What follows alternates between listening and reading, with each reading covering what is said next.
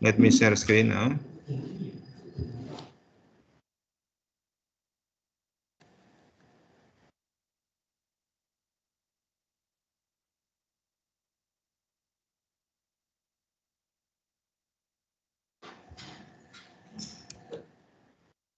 Iya, Mbak.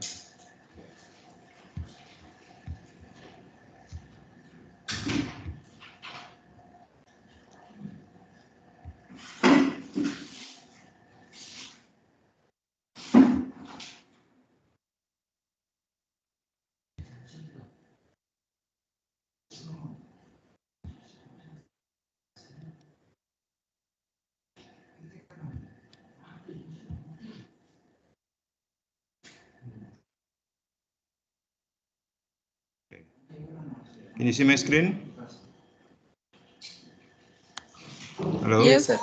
Yes, Okay. Bob. Yes, we can see. Yeah, so far we have discussed transformational generative analogy. Yeah, we adapted theory from Shane on generative analogy with distinctive features. Yeah, another theory on generative analogy is what we call optimality theory. So this is a little bit different from the transformational generative analogy.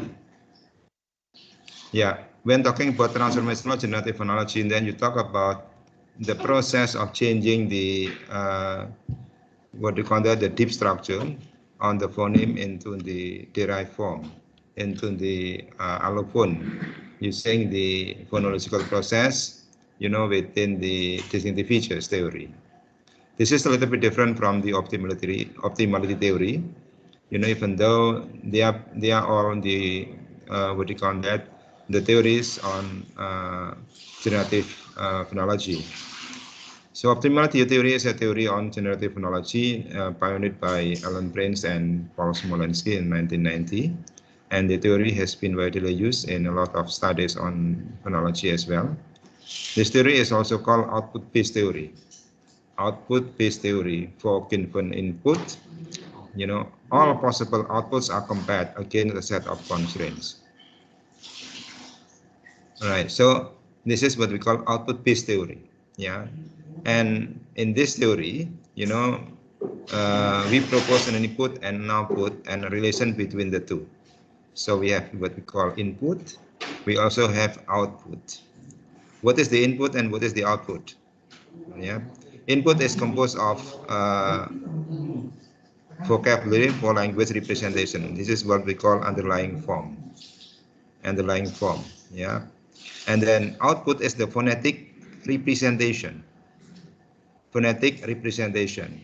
Yeah, in the sense that this is what we use in our daily communication. This is the output. So the input contains phoneme. Yeah, input contains phoneme. Excuse me, hang on for a while, please.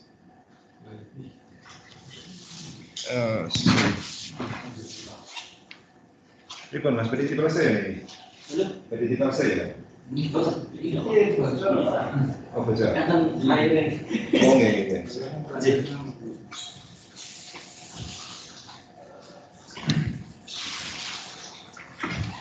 Sorry for the interruption. There is cleaning service here. Well, the input is the vocabulary, composed of vocabulary for language representation, so on the underlying form. Yeah, and then the output, what we call phonetic representation, because it's phonetic representation, then it is the expression that we use when we communicate using language. This is what we call the output. For example, we have the input as the E, for example, in English, the E sound can be represented as the what do you call that, nasalized E. All right, this is the output. So input is like phoneme. So the output is the phonetic representation. Yeah. All right. So again, input and output are the two things that are the backbones in the what you call that optimality theory, and the input and the output are mediated by what we call generator. And generator here creates candidate sets of potential outputs, and there is also evaluator that functions to select the best output from the input you know, to be used as the phonetic representation. Yeah. So we have input, we have output, we have generator, and we have evaluator. Okay, I would like to show you how these terms are related to each other in this schema. This is language in Java many. Okay, we are going to have a look at the what you call it, the input like hat in. Hat in contains two morpheme, and then there is an affix, the suffix en here. Hat is like eat, and n is will. So this is all together means will eat. And then the question is that when we have the word hat with the suffix en, then what is the syllabic cutting here? Whether the syllabic cutting is hat and an, or ha and ten, or what? So we are going to talk about how to cut the sentence into the syllables. Okay, to find out the correct syllables here, yeah, first of all, we need to have sets of candidates, you know, that show the possibilities of having the syllable cutting. The first one, we have like ha and ten, for example. We have another possibility, we may insert something, vowel, to be in the peak of a syllable, hateni, for example. Or we have also the same thing, it is possible, hat and an. Or some other possibilities here, for example, there is inversion or so on. Okay, so this is the candidates. And then from the candidates, we have to evaluate to find out the constraints. What is the constraint, for example, when we have ha and ten? What is the constraint that we have for ha, t, and e, for example? What is the constraint if we choose hat and an to find out the hatin? So the output here is hatin, all right? From hat and the syllable cutting is ha and ten. To show the constraint, you know, to show the constraint, why, for example, hat teni is not acceptable, hat and an, yeah, it's not possible as well. We can use the tableau here. Look at the tableau, okay? Sorry. Okay. But before we come to the tableau, I would like to, what do you call that, explain the syllable structure in this language, in Java many. Yeah, first of all, you know, before we talk about the why, for example, hatani is not acceptable, hat and an is not acceptable, we have to find out what is the, what do you call that, the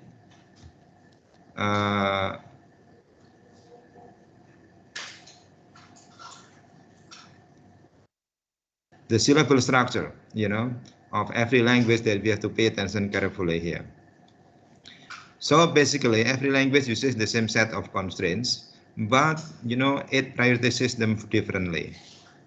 For example, here, yeah, when you have like CV, CCV, you know, consonant, vowel, consonant, consonant, vowel, you know, for the input, then how to break down this input into the syllable cutting. There are several possibilities, and of course, every possibility, there must be a constraint that is violated here. For example, if you cut CV, CCV into CV dot CCV, then of course, it violates what do you call that, complex onset. Onset is the initial consonants of a syllable. So the initial consonants of a syllable is called an onset. So if you like, for example, the word hit, for example, the h sound in the word hit is called onset. And the e sound is called peak. The t sound is called coda. So you can, if you look at here, onset is the initial consonant in a syllable. Peak is the vowel inside the syllable. And consonants, the last consonants in a syllable is called the coda. All right. So if you, for example, cut down into CV, CCV again, it follows complex onset. What is meant by complex? Complex is the one having more than one. For example, complex onset means that the consonants have the double consonant from the onset. This is what we call complex onset. Because the initial consonants that begin a syllable, you know, we have double consonants. So we call it complex onset.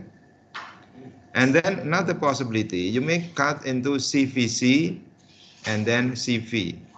In that context, it violates no coda constraint. No coda. Coda is the last consonants, because the second syllable here doesn't have any consonant, so it violates no coda.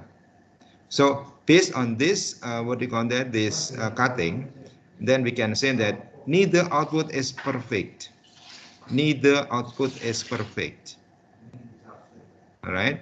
So, and then conflicts can be resolved by ranking the constraint, and then we can find out which one is more acceptable in that language. And there must be ranking of the possibility here. For example, English rank no coda higher than complex onset. No coda is possible. Okay, it is preferable than complex onset. For example, here. For example, we have re and ply here. It is very possible. It is the first thing. So in the word reply, the re doesn't have coda. No coda is has higher ranking than the complex onset. Okay, so therefore we have reply. Complex onset is still acceptable, but no coda, has the higher ranking. This is different from Cantonese, for example. In Cantonese, we have complex onset higher than no coda. All right. Okay, so we have yap lay instead of yap play here. Yeah, so that no coda has lower ranking here rather than the complex onset. So therefore, it violates. It's okay to violate complex onset, but coda is there. There is no violation of no coda in this Cantonese. But in English, violation of no coda is has higher rank. I mean, higher rank than complex onset. So this is opposite of the Cantonese. All right. Okay, we are going to have a look at the data for Yawalmeni again. Okay, but different set of data. In Yawalmeni, no consonant cluster is in the syllable structure. So we don't have consonant cluster in the syllable. So when you cut syllables, you cut words into syllables, then we have to avoid using complex. Consonant cluster is called complex. So the complex is violated. So when you have like lock and then you add with an suffix, meaning will pulverize, and then the cutting of the syllable is instead of lock n, and then we have lock when. All right. Why? Because in this language, we need to avoid what we call consonant cluster in the syllable cutting. So instead of lock n, and then we have lock when. Okay, when a suffix beginning with a consonant is added to word ending with consonant, there will be two possible outputs in this language. The first one, deletion of one of the consonants. All right, this is the first possibility. The second possibility is addition of a vowel. All right. For example, when we use the past tense for lock, and then we have lock in, meaning pulverized. Okay, this is the past tense form, and then we can see here there are a lot of consonants coming together. We have g sound, w sound, and then we have h sound. All right. In this language, because it should avoid what we call complex or consonant cluster, then it is we have to to insert something. What is inserted here? The e sound. We say lo, ki, hin. So there is an insertion of a sound, addition of a vowel, which is the e sound. Because when you have lock hin, it is not acceptable because consonant cluster is not acceptable in this language because it violates complex. It also lock win, it is not possible because it violates consonant cluster or complex. What about lock wahin, for example? It also not possible. Why? Because it violates what we call pick. There is no vowels here. If a syllable doesn't have a vowel, then it violates pick. And then the last one, when you have lock in, it is also not acceptable in this language because it violates it violates the there is a deletion of consonant. It is not acceptable. Okay, look at here the table showing the the violations of the constraints here. The one on the left, with a double slashes is the input. All right, this is the input. And the one on the right here, like complex, fade consonant, fade vowel, they are constraints. They are constraints here. Complex means that double consonants occur in the cluster. Peak means that the peak of a syllable, which is a vowel. Fade consonant is related whether there is an addition or deletion of consonant. So fade consonants is one of the constraints related to the addition or deletion of a consonant. So if there is a addition of consonant, there's a fade consonant. If there is a deletion of consonant, it is also fade consonant. Fade vowel is related to whether there is an addition of vowel or deletion of vowel, deletion or addition. Yeah. And then we can check here. These are the candidates. There are 5 candidates. The one underneath log hin, they are all candidates. And then we can find out if you keep the same input as the output log hin, it follows complex. Okay. Right, it follows complex. You can see here there are double consonants, ke, w, so it follows complex. It is not acceptable. And then if you say log win, it is the same. It follows the onset, yeah, and then complex. But log w hin, it follows peak because there is no vowel for the second syllable, and there is only w. And then if you have log hin, it follows fade consonant. Why? Because there is a deletion of consonant w here. And the correct one, which is used with the with the pointed hand here, log hin, it is acceptable. This is the best candidate chosen as the output. It follows vowel because there is addition of vowel, and it is acceptable in English in this language.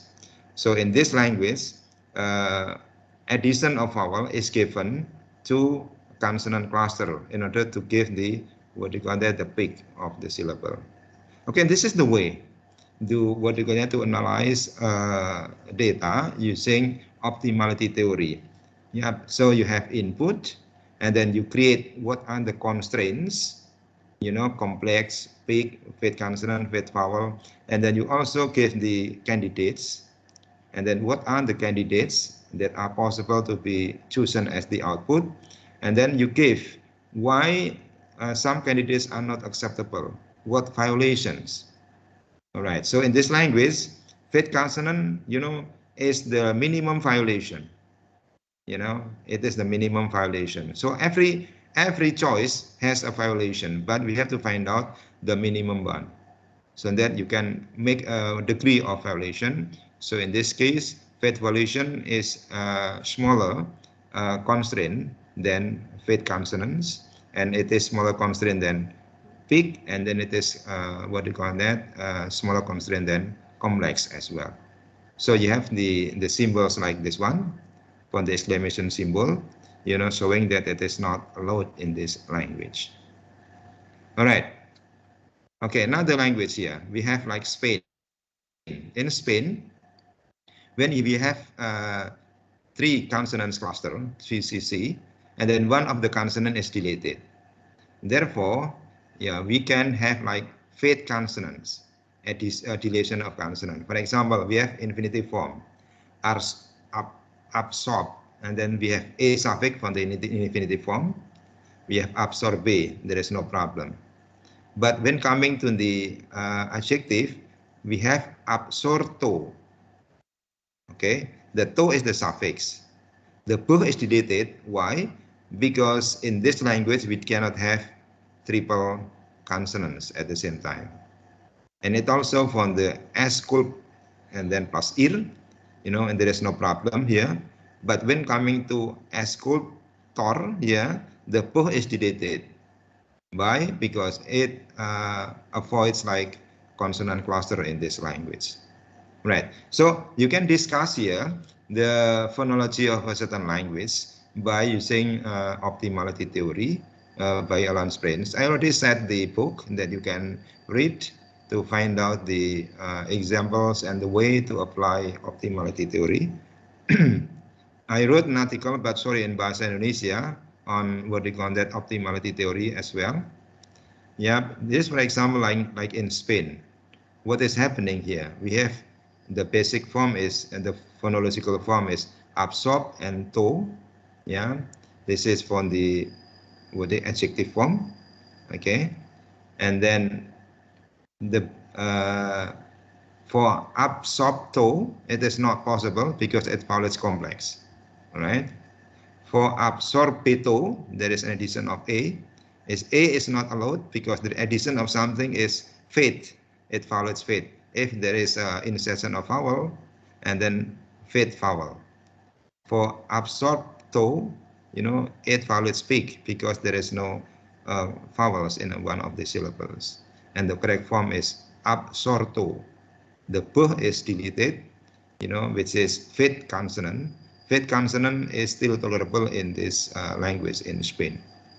So when you do analysis using what you call that, using optimality theory, then you need to explain using the tableau like this to explain why certain candidates are not acceptable, and then what are the constraints making them unacceptable here. And then you can find out the one which is acceptable in your language. All right, so this is the theory, an alternative theory that you can use for your paper. Yeah, to make you understand more comprehensively, please read the book by Alan Springs, and then I already said the book so that you can have a look at, how the theory works. I already gave the the explanation by using some cases that you can understand from Spain and from Yawalmeni. Okay, one of the tricky things that we have to do here is that how to find out the the candidates. The candidates, you can make up your own candidates to show whether it is very possible or not in that language. And for example, one of the candidates should be the same as the input. The input here is absorpto. Absorpto. So you can see absorpto is one of the possible candidate. And why this one is not acceptable, for example. Okay, and then you can add one sound or you can delete one sound, because in this language it is very possible to have deletion, for example, and if there is deletion, then what happens there? Okay, I give you examples on how to apply this, what do you call that, this theory.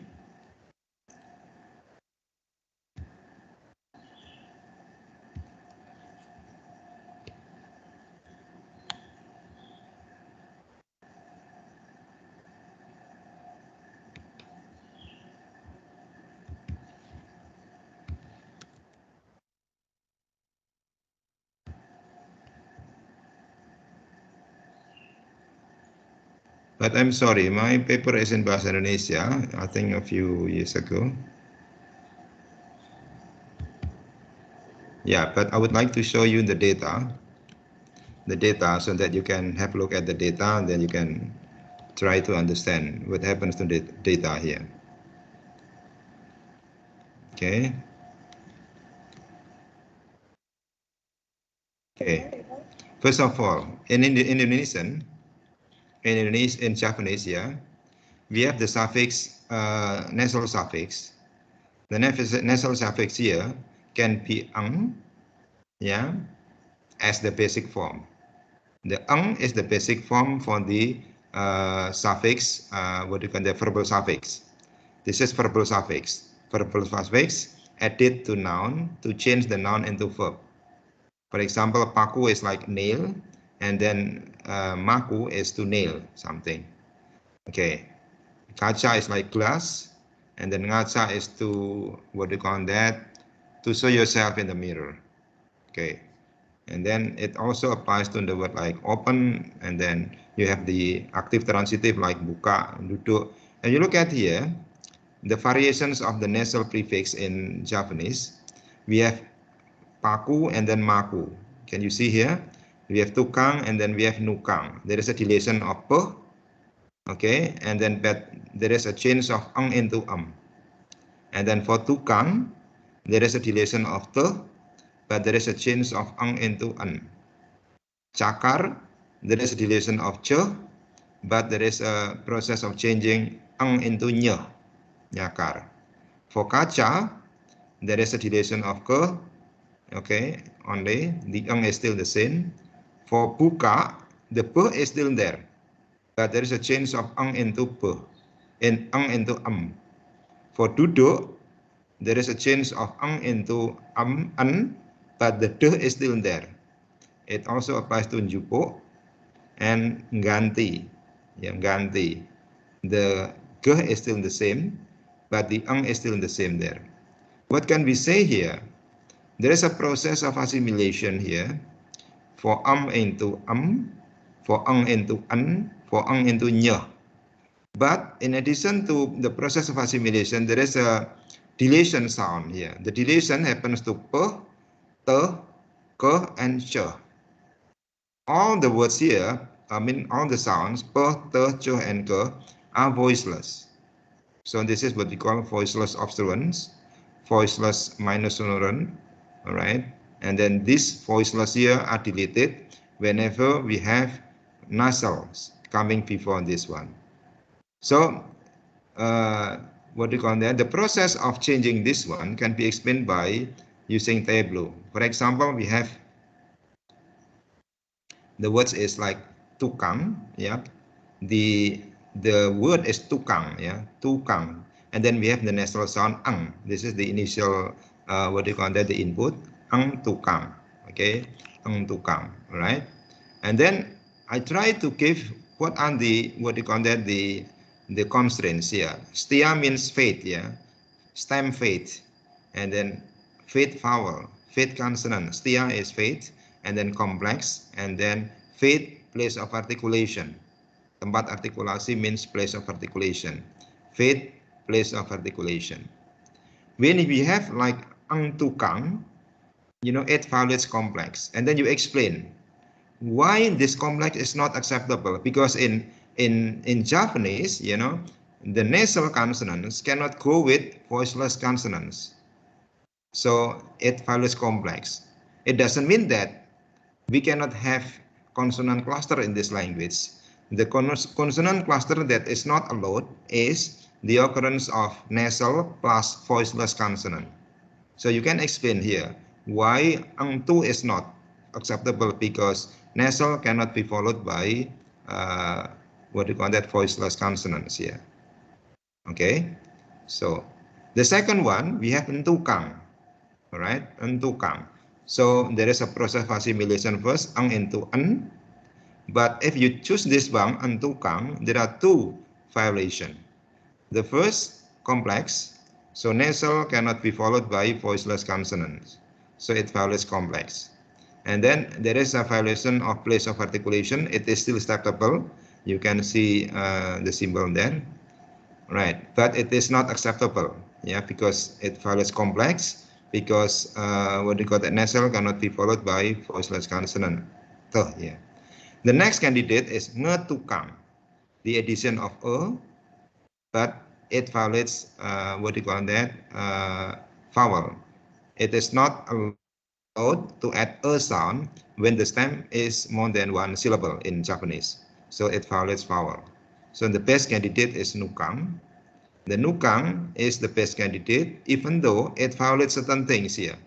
The first one, it violates the stem, because there is a deletion of stem. That is the t sound. The t is deleted, which is fate consonant. Fate consonant and fate stem are the same here. And it violates place of articulation.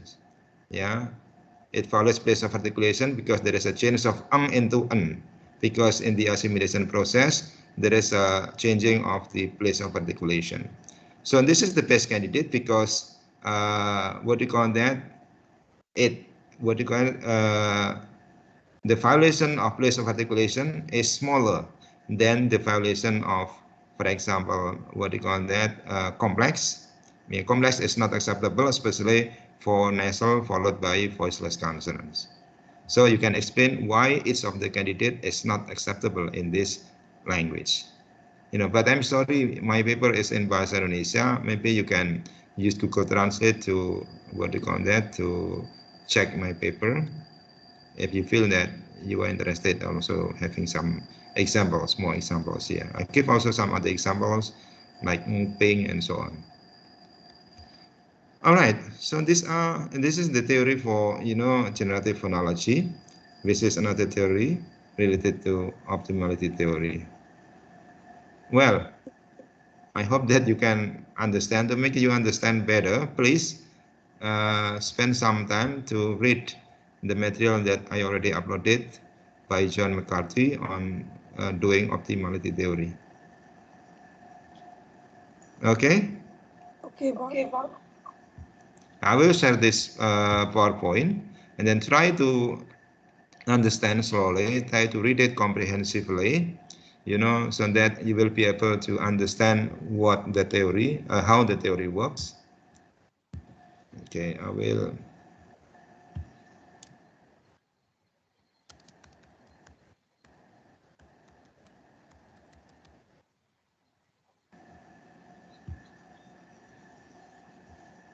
But again, whatever theory that you are going to use, and of course you need to have your own data that you are going to analyze.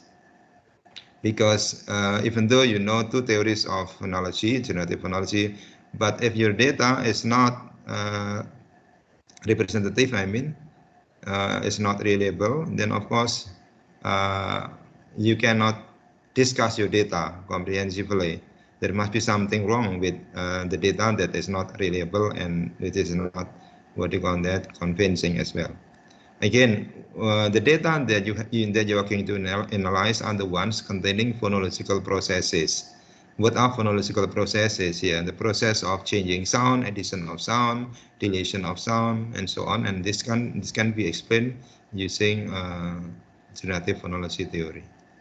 Again, in talking about optimality theory, then of course you also talk about processes, the addition of sound, changing of sound, and so on. But the difference between this theory and the generative transformational phonology is that in optimality theory, you don't need the distinctive features, plus and minus symbols, all right? But in transformational generative phonology, you use distinctive features to explain each of the sounds. Why certain sound changes into another sound, what features are similar, and what features are different. All right, so you have option, you have choice. If you are interested in using this theory, you are welcome. I got a paper that you can use as the reference for what you call that, this theory. You can browse from the internet and then you can find out my name and then check the paper on proses phonologis bahasa Jawa. Okay. Well, I think, yeah, I cover all materials for generative phonology. And then what about, what do you call that?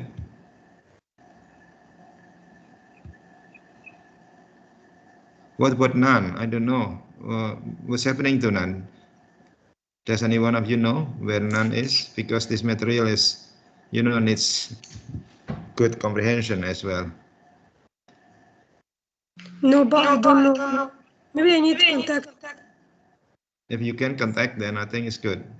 I think, this is the regular schedule, right?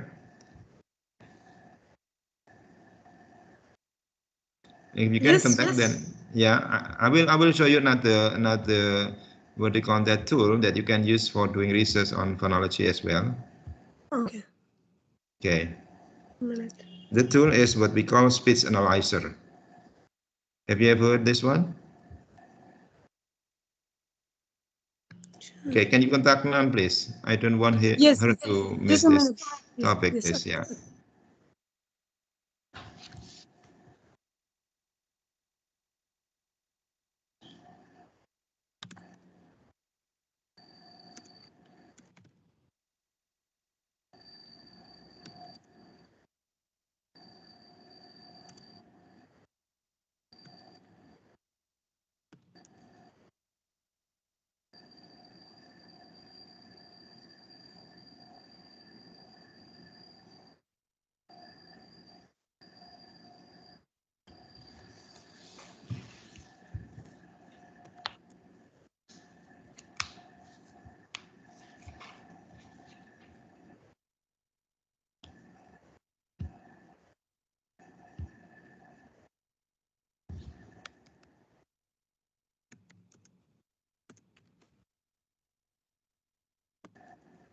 I think Hazel is not available because I'm trying to contact her, but no response. All right, this is not the MS team here is not active then. Yes, but actually she was seen on WhatsApp, like at 8 a.m. like about 40 minutes ago. Yes. Okay. Yeah, maybe she had a problem with the internet. I don't know. All right. And then for speech analysis, I will explain later then. I hope that everyone can listen to this explanation. Yeah, or maybe I can explain shortly. If you are doing research on what do you call that phonology, some people doing research on phonology have already used like speech analyzer program. What is the purpose of having this program? Is to show, for example, the pitch, the what do you call that, the high of a certain sound, the loudness of a certain sound, whether there is a insertion of certain sound or not. Okay, for example, if you click here, there are some like waveform auto pitch, wave intensifier intensity, auto pitch, waveform spectrogram, and so on. And then you can click here, record, and then you can record your voice, and then there is a display for the waveform and so on. I will demonstrate how this program works. Okay, hang on, I will need to click the computer sound here. Okay, if you click the microphone, okay, like this, then of course, what do you call that? You can check.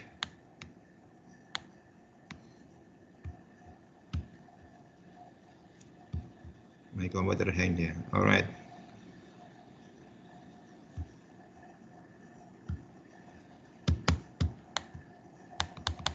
Oh, it is all right. It's not responding. What's happening here? Too many files. Okay, I'll try again. Yes. All right. Okay, it's there already. So you can see the record level here. Yeah, the green, what do you call that? The green lights there. So this is the record level. All right. If you click record and then you produce certain sounds, I will try to produce the word send. Okay, send. And then I click here, send, send. Okay, and then stop, and then I put it done. All right. And then you can listen again.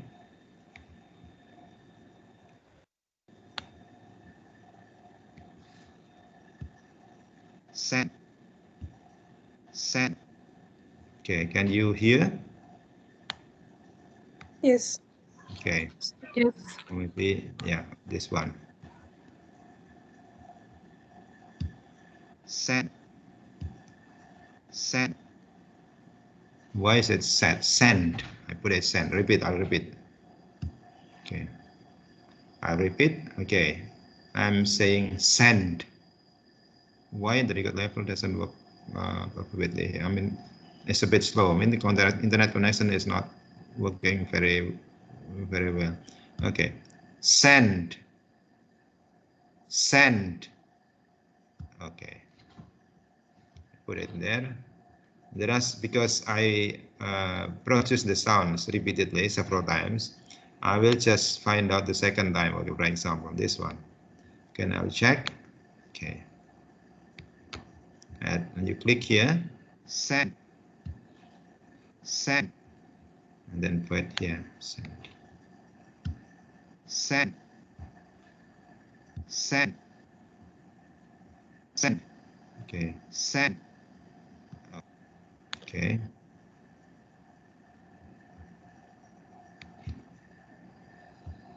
Send, send.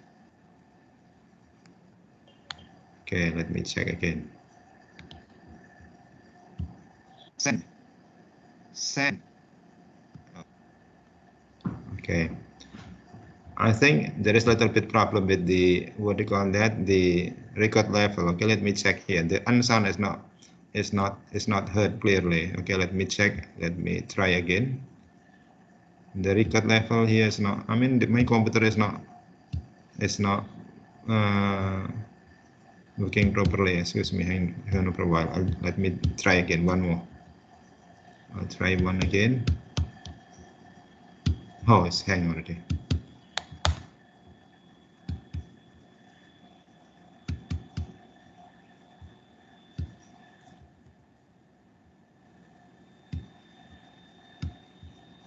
Yeah, because I'm working at the same time in internet and also on the computer, so there must be something here. Excuse me, hang on for a while. Yes, but Okay, I need to stop sharing and then I record first and then I'll come back. Okay, hang on for a while, please.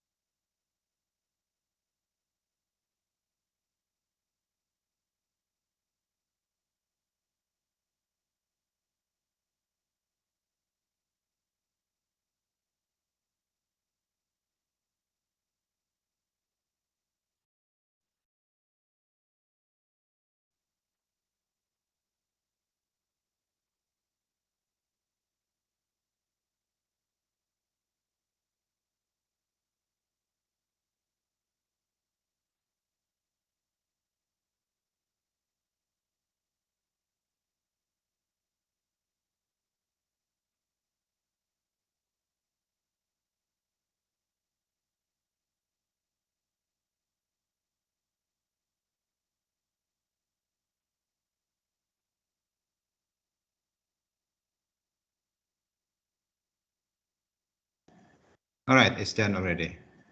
Well, it seems that I need to, what do you call that, to unshare screen first because it will be too hard for the computer to work at the same time. Okay, already, pronounce the word send. Okay, you can listen here again. Send. Okay, can you hear that? Send. Can you hear this? Hello? yes, yes, Yes. Okay, and then we are going to have a look at what is the sound going with the S sound here. Send. Okay, the S is somewhere here. Okay, and then you put it there, the S. Okay, then you click here, add phonetic segment, and there is a question mark here, and then you click S. This is the S. Okay, you check it S. yes, Okay, and then the S on. The A here is the, what do you call that? The vowel. Send. Okay, somewhere here. Send. Send. A. Send. Send. Okay, this is the S on. Send. Okay, the S on. Yeah, the A, the send here. Yeah, after you put it there like this, and then you click because the S sound cannot be found in the, what do you call that, in the barcode. Then you need to find out the, go to, what do you call that, transcription bars. You can go to edit and then transcription and then show transcription editor or add phonetic segment. You can then go to that one, translation editor, and then you go to IPA chart to find out the vowel. Okay, you're going to find out the vowel. The S sound is like this one. And then you click OK. This is the S sound. Okay, this is the S sound. Okay, and then you go to nasal. The nasal is somewhere here.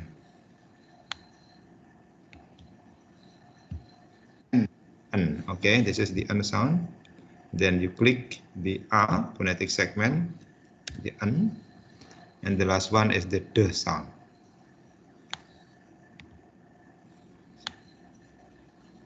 Okay. Okay, the D is not very clear. And then you add, click here, and then the D sound, right? Then when you come back here again, and then you can use this one as what is the length, you know, of the sound. Okay, you can make it bigger as well using a zoom in, okay, to find out, okay, whether the sound is voice or voiceless. You can check here. Yeah, the us is voiceless. You look at here, there is no vibration in the vocal cord. You can see the line here, there is no break in the line in the middle here. Right? If you make it bigger, there is no break. It's different from a and n. A and n, here they are voice sounds. So there is a vibration that can be seen from the line, the frequency of the lines there. That shows the vibration of the vocal cords because they are voice. The D sound, still there is a what do you call that, vibration, but you can see that the frequency is not as high as the N or A here. The frequency is not as high as A, right? You can also check the waveform as well. Okay, you can check here. Look at here, the A, N, and D, they are all voice. Okay, look at here, the times of the cycle of the vibration as seen from the number of lines up in there. Yeah, and you can make it bigger as well. All right, okay, you can see there is vibration here, but for the us, there is no vibration. Right, this is to show whether they are voice or voiceless as well. Can you see? Yes. Okay, when you see the what do you call that, the waveform, yeah, and the spectrogram here, you can see that for the us sound there is no vibration. Therefore, we cannot see that there is what do you call that, the lines, up and down lines, like for the a, yeah, or on the n. The a and the n, even though on the top here it has a black color, but when coming to the waveform, we can see that there is no vibration. This is the voiceless sounds here. All right. From this, what do you call that, speech analyzer, for example, you can test how long is the pronunciation of the D here. Okay, the pronunciation of the D can be seen here. All right. Okay, look at here. You can see down here 0.1429 seconds here, millisecond. You can say that this is the duration of the sounds. All right. Okay, this is the span of the duration. Okay, for the N, okay, 0.1311. For the A sound, yeah, 0.15. 93, right? So the A is longer than the N, and it is also longer than the D here. Okay, so this is the purpose of having speech analyzer. First, you can identify the length of the sounds. You can identify what sound, whether the sounds are voiceless or voice. You can check from the waveform here. Okay. And then you can also check whether if there is no sound, for example, okay, I couldn't see the D sound, it is only the N sound, which is very long, for example. So you can also check from the what do you call that, the recording, and then you click whether there is D sound or not. If there is no D sound, then you can make conclusion that it is not D actually. This is the N sound, which is very long, for example. Okay. some research used on phonology, has, nowadays also use speech analyzer as a tool that can help us, for showing the statistics and for showing the sound wave as well. And then you can also check, what do you call that, the intonation as well. What is the intonation of the sound? Okay, for example, for spent, this is from the high to low intonation. This is the intonation here. Okay, you can check whether the sounds come from the high to the low pitch or not. Yeah. Okay, this is also good for tonal language. If you ask ma, ma, ma, then you can find out whether there is a difference in terms of the intonation or not. Yeah. Okay, to be able to do this, of course, you need to download speech analyzer in your laptop. Okay, so first of all, you can check the CLIPA speech analyzer software free download. This is the software produced by Summer Institute of Linguistics, SIL, and then you can click speech analyzer SIL language technology, and then you can download in the current version, yeah, September 2021, and then you can download, and then you can use this what they call that, this software. All right. It is also helpful if you do research, field research. Just instead of bringing your tape recorder or your what do you call that, your cassette recorder or whatever recording that you use, then you can use this one, and then you just click record, and then your informants will not know that you are recording, because you can talk a lot. Then it is safe here. You can check the file there, and then you can replay the file to find out the recording that you already did here. Okay, so today there are two things that I explained. The first one is the optimality theory, and the second one is the tool, yeah, phonetic tool, which is what we call speech analyzer. Some people have already used this one to support their research on phonology. Yeah, in some studio, they also use this one, but it is more complex. For example, to edit sounds, to add sound, and so on. Right, if you go to radio station, and then the radio station for what do you call that, not live recording, then usually they also use this one for editing, yeah, for editing sounds, for adding sound, and so on. But for phonetics and phonology, it is used to demonstrate, the physical forms of sound, by looking at the sound wave, looking at the length, and also the pitch of the sounds here. Okay. Okay. Well, is that clear, everyone? Please you try to find out the software, and then you download the software and install in your computer, because one day you will use this one. Inshallah. Yes, okay. Inshallah. Yeah, because this is what we call acoustic phonetic. Yeah, so when you use acoustic phonetic, then you can use speech analyzer. In my research later on what do you call that, phonological processes in Japanese, I also use this tool to show, okay, I'll show you again, to show the length of sounds. Okay, for example, the sound. There is an insertion of between ang and chair, for example. You say chair. What is the length of the sound in the production of the sounds of the consonants? So I check the native speakers of the language to find out the length of the sounds. And I can see here the length of the the duration here is 0.556. Yeah, and then what do you call that, up to 0.5936, and the duration is 490 milliseconds. 490 milliseconds. Okay, so this is the way to show or to use this one. Another possibility, you can check whether what do you call that, whether there is what do you call that, high or low intonation. Okay, so for example, I have the sound like loro or papat, yeah, loro.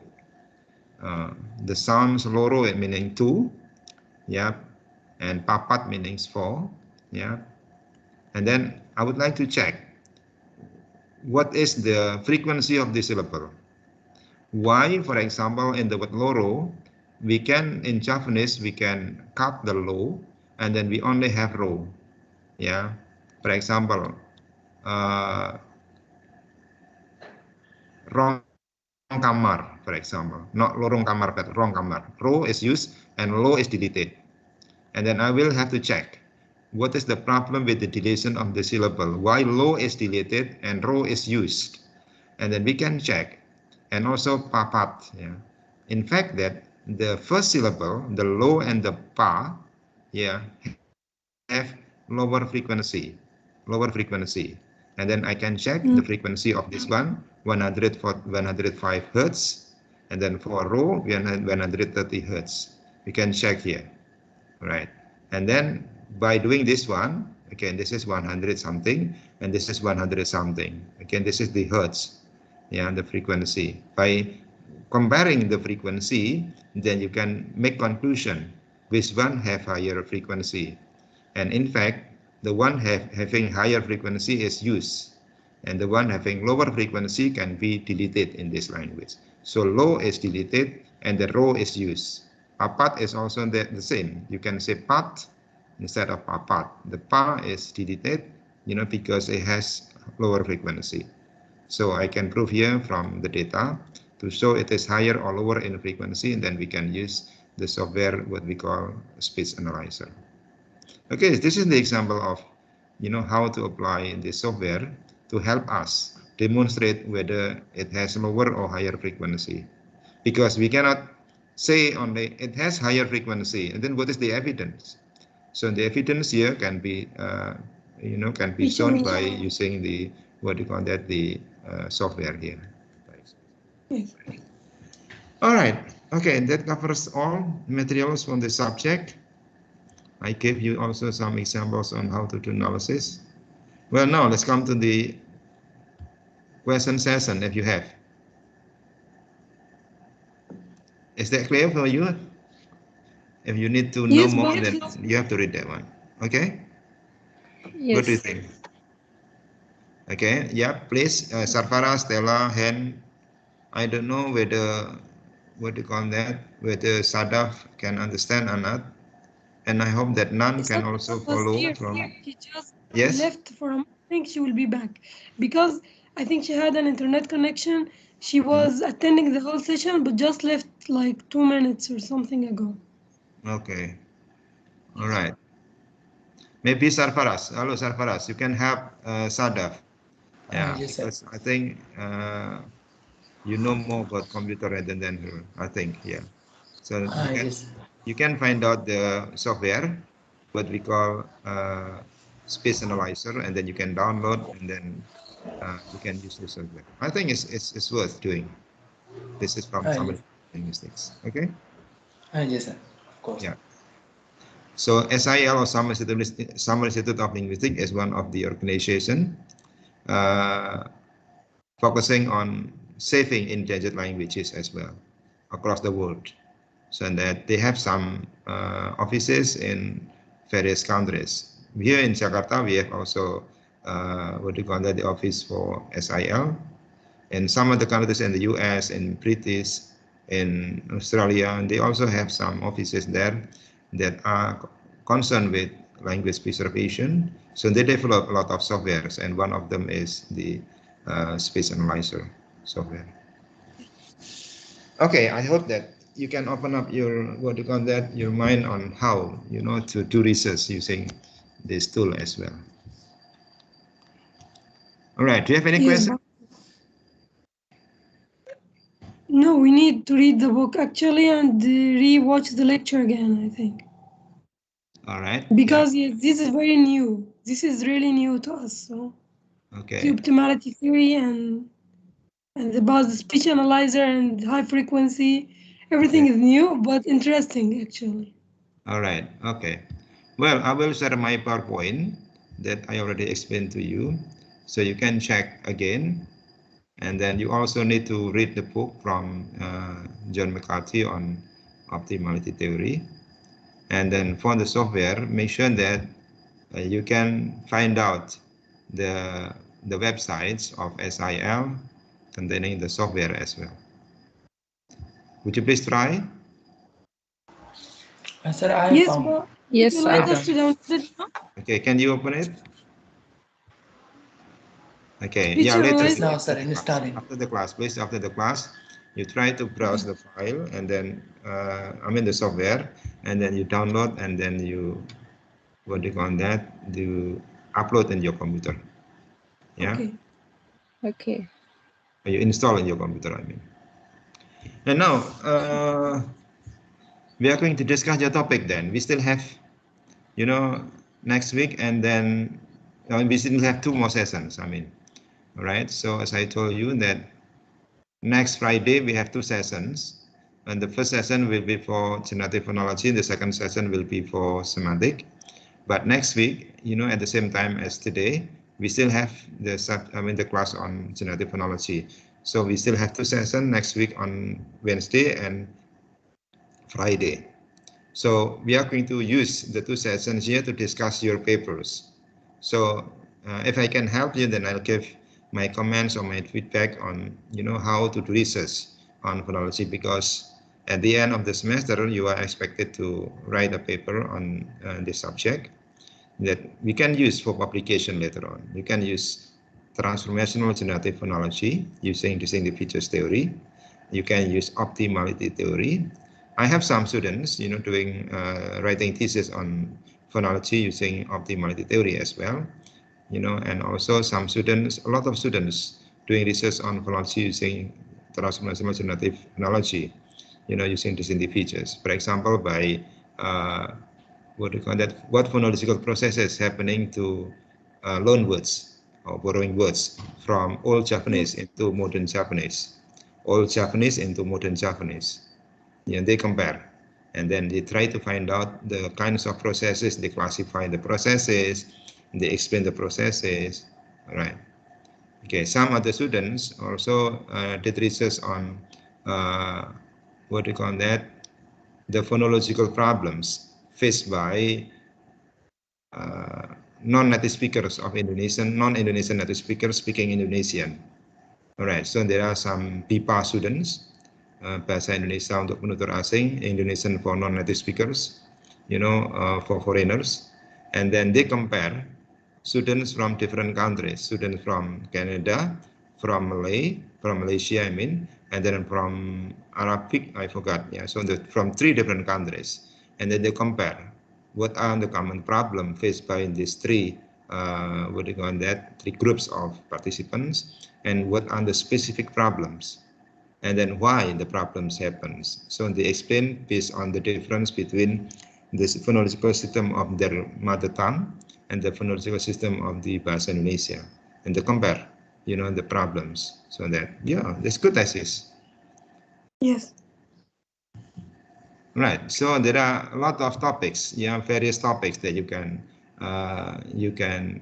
find to write a paper, as long as there is no duplication of the same topic, the same theory, the same data. Because if you have duplication, then of course it can be plagiarism. All right. Yes. Now, who is going to present the topic on the draft of your paper, please? You are welcome. But it's not like a presentation, but I have some ideas of topics. I'm not sure whether they're worth to be developed or not. For Okay. example, like sound changes of sound of loan words coming from Turkish into Arabic language, because we have in Arabic a lot of words, especially Egyptian Arabic. We have a lot of words that come from Turkish language, and we use them into Arabic, and we have them adapted into the Arabic language system, phonological Arabic system. Okay. So, yes. Good. You can For do the example, one. like, All right. Okay. What is the example? Can you write down the example in the chat room, uh, please? just a minute, So that, just a minute. I share my screen. Yes.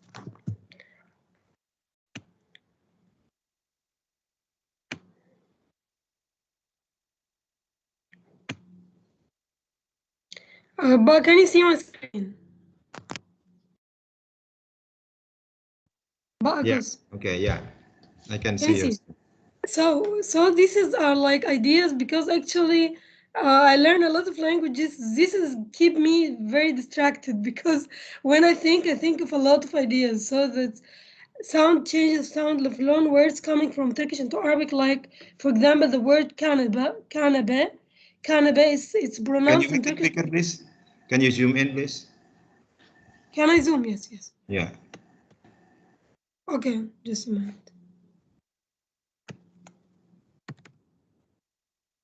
Can you see it now? No, I mean zoom in for all the letters. I mean, you can click on the top bottom right there. You can see this is 100%. You make it 150 or something because the data is not clear to me. Oh, really? And you see the one the okay, yeah, all right, okay, that's it. Okay. Okay, sound changes of loan words coming Mm-hmm. from Turkish into Arabic because we have a lot of them. I Mm-hmm. just gave an example, but we have a big list of Turkish words into Arabic and vice versa, by the way. So we have, for example, the word kanabe. Kanabe, it's the pronunciation of Turkish word. In Mm-hmm. Arabic, in Egyptian Arabic, we say kanaba. Here, this is the one. Yes. Okay. In Turkish it's kanabe. Okay. So yes, in Turkish we have the word oda, oda which means room. In Arabic we say it with the sound da, Order. oda, oda. Okay. Yes. We have the word kobru in Turkish which means bridge. In Arabic we have kobri. Mm. We have the word anne which means mother. And in Egyptian Arabic we say anna. But I Okay. think this word mainly comes from Turkish. So I don't. But yes, we have a big list. Okay. Vice versa. Yes. What does Anne Silakan. mean? Anne, it means mother. Mother, not I. Anne. Not I. No, no. The word Anna, it means Anna. It's Okay. Yeah. written like that. Anna. Yes. All right. Okay. Well, it seems that you have a lot of changes here in this borrowing words or loan words. What you can do here is that to focus on a certain aspect of changes. For example, you can talk about vowels only. You can talk about certain consonants. Yeah, then you find out some data that are related only the sound changes, focusing on a certain aspects of sound. For example, if you focus on consonants, then you can find out what consonants are undergoing changing there. And if you focus on vowels, then you can find out some data on vowels. Yes, Because but if you this is talk an about the idea. whole data, if you talk about the whole data, the whole problems, the whole phonological processes, I'm afraid that it is not enough for you to write all the things like Yes. this, because it takes time, and it may be in the form of thesis, not in the form of a paper later on, Yes. because the process can be very broad. But this is just an idea for you to tell me which one of them is the best to work on, because I'm very confused. For example, this is gemination. Because we have an Arabic gemination, I don't think it's in Indonesian. Gemination and loan words originating words in Arabic, like for example, the word flannel. It is the Okay. English word which means to put like something like sort of a shirt that doesn't have sleeves. Okay. Guys usually put it on and then they put on their shirt above it. Then Okay. we have it in Egyptian Arabic, it's called fanella. So we had the letter L Mm-hmm. double geminated, and Mm-hmm. then we have a vowel following it. So flannel became fanella, something like that. Okay. All right. Yeah, so So we have a lot of vanilla, gemination. vanilla is derived from the English word.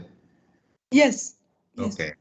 So is it related to the what do you call that syllable structure of the Arabic words, Arabic Egyptian Arabic? It seems that there is no closed syllable in this language, but we have open syllable, right?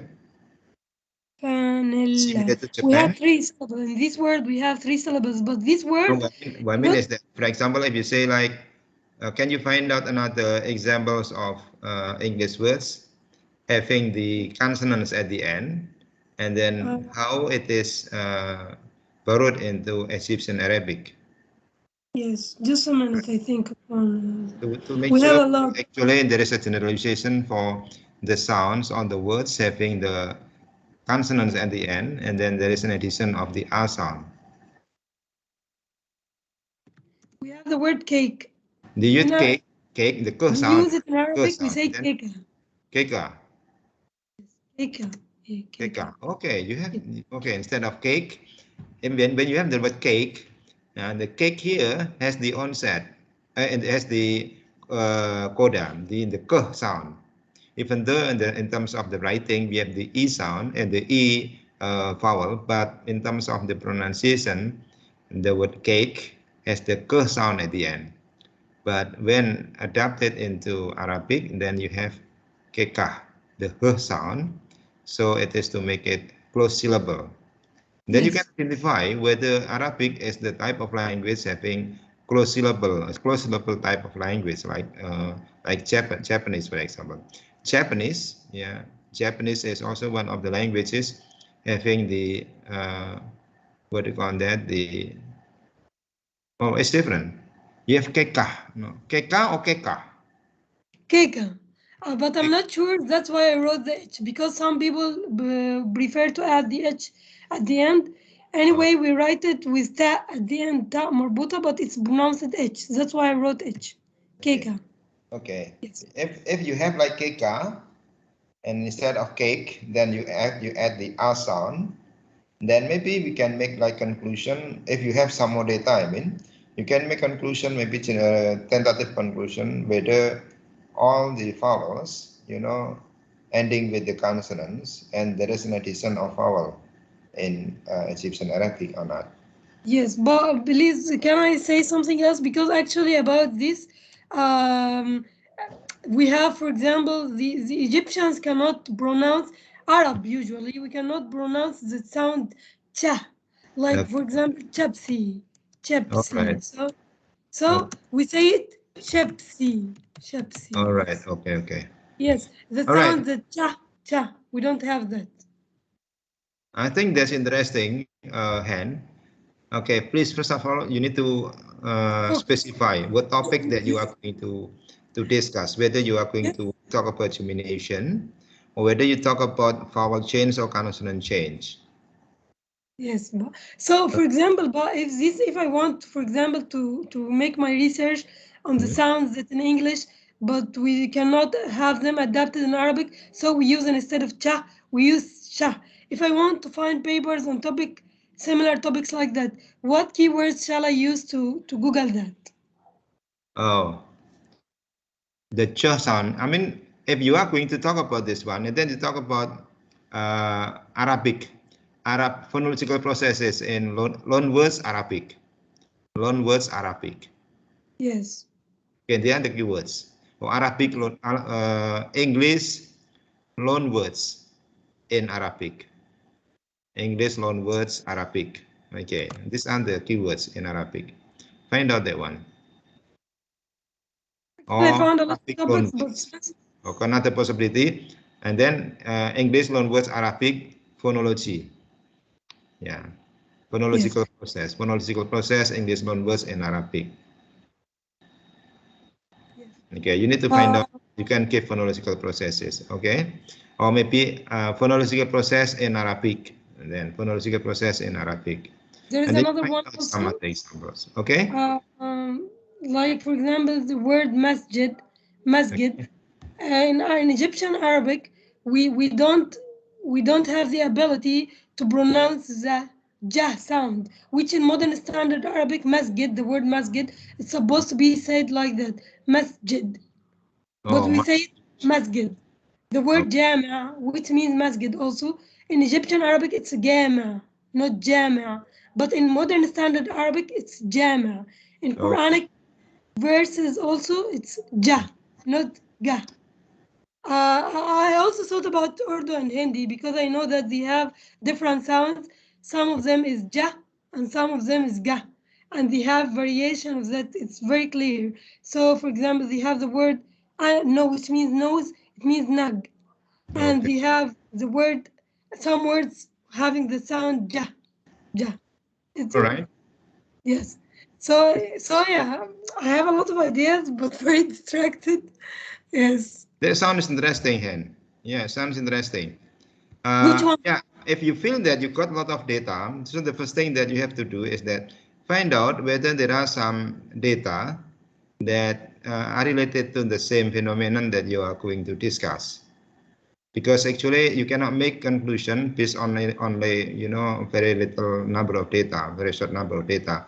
You need to have at least maybe 10, 10 words Yeah, having there similar there are a phenomenon. lot of that, but if there is about the ja and guys in modern, but I'm afraid that this topic maybe could be bagaimana researched before. Maybe I Okay. need to make sure. Yes. Therefore, you need to browse from the Google Scholars for our academia.com to make sure that there have been any studies on the same topic. All right. Even though that they talk about the same similar topic, it's okay as long as it is not exactly the same as the one that you are going to write. Yes, I found a lot of topics on loan words in Arabic, but they are talking about it generally. So I think if I got just one phenomenon, linguistic phenomenon, and focused on it, it's going to be okay, right? But Okay, no problem. Yeah, no that's problem. why I thought about Hindi, about Turkish, about even Indonesian, because in Indonesian language you have a lot of words that come from Arabic, like Okay. kursi, like lambu. You have a Mm, lot of words. There are okay. a lot. There are big lists, Mm, and they have adaptation, but yeah. they change a lot from the original phonological pronunciation of them to Mm, be bagaimana to be accommodated using the phonological system in Indonesian. And okay. I thought about Indonesian names because, for example, I already talked to you about that before. Indonesian names that comes from mainly from Arabic, like for example, Ba Muallimin. His Mm, name is not geminated, but the word in Arabic is geminated, Muallim. We have oh, L geminated, all but right. his name is not. So yes, Okay. Good. Yeah. Well, the phonological process happens because of the different systems on phonology. yes, This is one of the key things that we have to keep in mind. So when you talk about how phonological processes can happen, for example, the j sound become g or vice versa, and then you have to look back at the different systems of phonology between the two languages. And then you can explain how and why that process happens. All right, why germination process happens. You can talk about and then of course when writing paper on phonology, if you are going to talk about phonological processes on loan words, you have to explain the phonological system of each of the languages involved in the phonological processes. For example, loan words from uh, English into Arabic, then of course you need to compare the phonological system of the two languages, what make them different in terms of for example, vowel inventory, consonant inventory of the two languages, on the syllable structure of the two languages. And then yes. the different systems of the phonology here will have potential, what do you call that, potential effects on the phonological processes. Okay? Yes, All but right. So, can you share with us the papers, the where can we find the papers written by Undib students on phonology, even in Bahasa? So all right. Okay, you can browse from, what do you call that? Yeah. Uh, just a minute. Deep repository.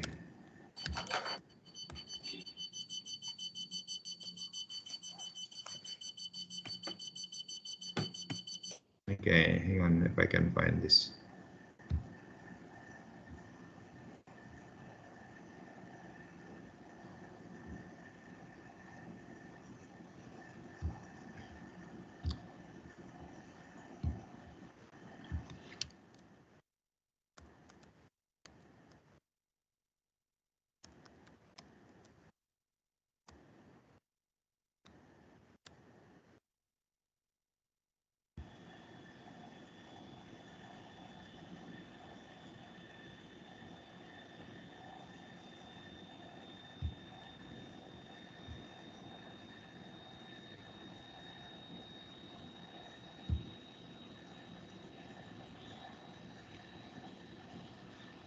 All right. I think the website is under, what do you call that?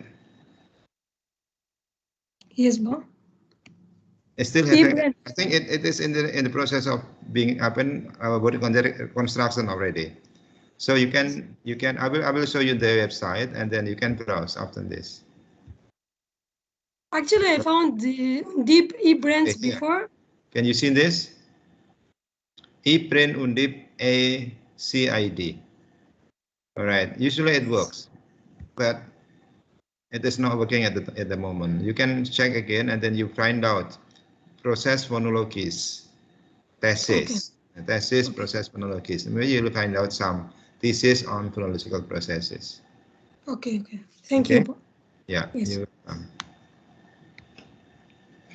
All right. Okay. I think this from Hen. What about the others? Stella, please. We still have 5 minutes left. Hello, Stella. Okay, yes, sir. Let me Yes, I share think my Lupison. side. Okay. But actually, I've seen the optimality theory is something maybe I can check on in my language also. Oh, in your language. Yeah, I had not seen that because especially in Swahili, so much has been done, and also in a little bit Okay. of Kikuyu, but I don't think, especially in the loan words from English to Kikuyu, there's an Okay. optimality theory. But I'll check All from right. previous studies and see if I can also work on it. Okay. Have you got So some this is data? just the idea I had. I think I can have some. I can check now that I've learned about it. That's something I can work on. The idea I had. Can you see my screen? Yes. So this is the idea I had about the Kenyan English, which is a little bit different when it comes to the standard or the received from pronunciation. So this is the vowel chart. You can see in the received pronunciation, there are several vowels. But when it comes to the Kenyan English, you only have 5, just like in Swahili. Then the data here, for example, you find that maybe in the Kenyan English, you find that like the p, t, and k, you find that they're not even aspirated, or the aspiration is quite, it's hardly there. Then you also have a voiced dental fricative. The th and th. Sometimes you can't even tell which one is voiced or voiceless. Kenyans just say them, they, that. So, and then we also have a linking R, like for example, for example, for instance. And when it comes to the labiovelar fricative, we say when, not when, but when, what. So this is something I thought maybe I could work on. I could check if this is something I can check on the Kenyan English and all that. Like you can see some data I had there. Like for example, the Kenyans they don't have the sure sound like a mata. We simply say mataya. Like it's a Swahili thing, mataya. Like the vitamins there, we simply say vitamin. Burger, it's simply burger. So there's that, and also about sometimes when it comes to the diphthongs, Kenyans simply don't have. They just they put them as monothongs. So you find that there's that. Yeah, that is something maybe I would have wanted to check, but still with the optimality, that's also something I could also work on also. Okay. Yeah. My question here is that how can you? How did you get the data from Kenyan English here? There's You a have the book. dictionary. Yes, actually, there's a book that has been written about the Kenyan English. I don't know whether that can be a good source of data. All right. So you have got a book on Kenyan English. So what is Yes. new then that you are going to present here? What is the difference between what you are going to present with what people already wrote in the book? I thought maybe I'll talk about how the influence has come from words in Swahili and native languages. or the L1s. If I could get how the influence has been done. All right. Okay. How Swahili influences Kenyan English? Yeah. Okay. And then what data do you think that you are going to use? If you are Sorry? going to, okay, this is like phonological interference. All right, so you can talk about phonological interference of Swahili into English. Okay. If you talk about phonological interference, then you can talk about how people having the native speaker, how native speaker of Swahili speaking English, and then how Swahili phonological system influence their pronunciation in English. Okay. So this will be called phonological interference. So please you check out the what do you call that, the Google Scholars, to find out whether there have been some studies on phonological interference from Swahili into English or not. Okay. Yeah. So one of the experts on, so you talk about interference, you talk about phonology, then you talk about a little bit on sociolinguistic, because interference is the area of sociolinguistic as well. But when coming to interference in phonology, then you also talk about theories on phonology. And then you can explain what we call that, how, what phonological process is happening to the standard English. If you feel that British English is called the standard English, and then when it comes into Kenyan English, then there is a process of changing sound, addition of sounds, deletion of sound, then you can explain, the process is that. Right, and then how this process happens, then you can trace back to the different system of phonology between the two languages. Right, okay, the difference between the inventory of phonology in Swahili and the English language. All right, so that how Swahili can influence the English language of the native speakers of Swahili. Okay. And then in doing so, one of the things that you need to consider is who will be the target, what you call the respondents that you are going to use to test or to show their pronunciation, their English pronunciation. So I suggest that you can take at least 2 or 3 Swahili native speakers speaking English, and then you can test their pronunciation. You can find out around, for example, 100 words, and then test their pronunciation, and then check whether there are some phonological processes happening there. There are some, what do you call that, uniqueness, yeah, of the pronunciation, which is different from the standard English or not. Okay. Okay, so Yes, to test this, then of course, the Swahili speakers using English should be the ones, who are actually Swahili speakers. They use Swahili at their hometown. I mean, their daily activities, I mean, and they learn English. Maybe students of high school, you can test their English pronunciation or what. But if you test the the people, I mean, people having a lot of experience of working overseas, and then they move a lot to what do you call that, English-speaking countries, then of course the result will be different. Maybe you can focus on only high school students or what. I think it will be much better. Do you think that high school students are very competent in English language? Yeah. They speak the Kenyan English, so Kenyan English, okay. they can give good data. When do they start learning English? The students. Right from grade 3. That is when you're around 10 years. Around grade 10. Yeah, maybe 10 years. Okay. Maybe you can grade 10, right? All right. So, what grade do you think that the students, being very competent in speaking English? Because normally it's like the official language, so the students from high school, like in the whole of high school, actually even primary schools, because in grade 3 Okay. the students can communicate quite well. So All I think right. high school students would be better for this. All right. Maybe some of them are also not English native speaker instead of Swahili, right? Yes. Are some of them also English native speakers in Kenya? Maybe Or the ones from Kenya are foreigners. okay.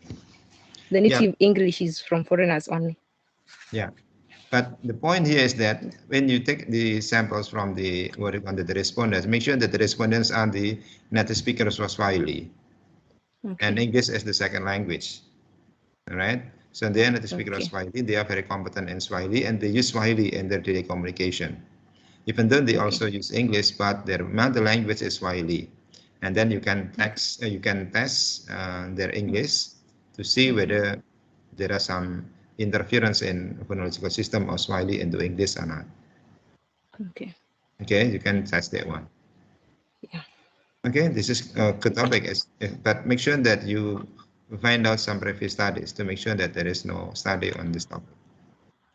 Yeah. Okay. Thank you, sir. Actually, Right. I was wondering if maybe this can come later, but I'm not sure about it. Of course, with the social phonetics, that's a wide topic. Okay, Maybe it's good. Social phonetic study on Kenya English, gender, social classes, origin. Yep. yeah. Because, well, this is it contains a lot of what you call cultural significance as well. When you talk about social phonetics, then of course the way people pronounce, is influenced by their social background. In some areas, people of higher social background have different types of phonetic, phonetic peculiarities as well. So I think it's good if you talk about this one because it's related to social background of the speakers. But again, it takes time to do research on this. Yes. So it's quite Slang wide. in I Kenya, think. the processes involved in borrowing words from Swahili and English. This is also a good topic. Yeah, the second topic is also interesting. So actually, my question here on the slang is: can you study slang as an individual language? Yeah, no problem. Okay, Oh, but the problem okay. here, whether the slang has the what do you call that the book or the reference saying that this is slang or not? How can you identify that certain words are slang? If you have a dictionary of slang in Kenya, I think it's good. Or there is a reference showing that this is slang. Because to justify that certain words belong to slang, then you need to have evidence. Okay. Yeah, actually, there's a dictionary of Sheng. Okay. All right. So the slang in Kenya, and then what are you going to talk about the slang in Kenya? I mean, you talk about slang in Kenya, and then in what aspects, Stella? I was thinking the aspect of how, because we find that most of those words are borrowed. Because when it's called Sheng, it comes from Swahili and English. Oh, So most right. of these words are borrowed from Swahili or English. All So right. you find Okay. like, So they combine Swahili and English at the same time, all together. yes. Okay. So I was wondering if I could get maybe what are the phonological processes? Is there deletion of some words? Is there substitution? Okay. Yep.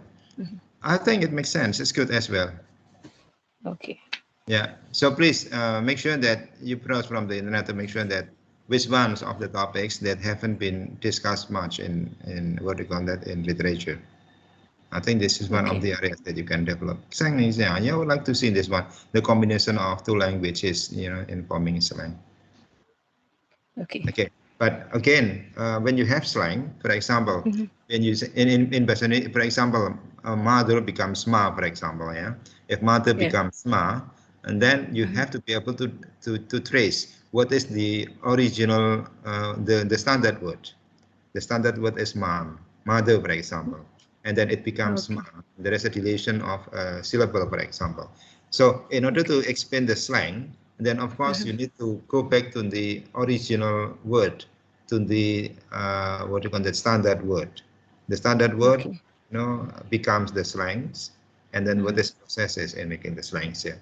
But again, if the phonological processes involve here variety, then of course it will be one of the potential topics, very potential topics. But if the process is not much, it's just so, then it is not interesting. So again, it depends on how the phonological processes, happens. So, all right. Okay.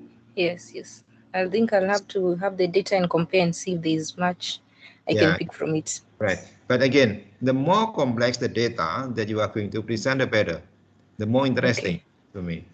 Right. Because if the data, doesn't contain your complex problems, it is only very simple, then of course people will not get interested in reading what they call that, your research report. Okay. Okay, Stella?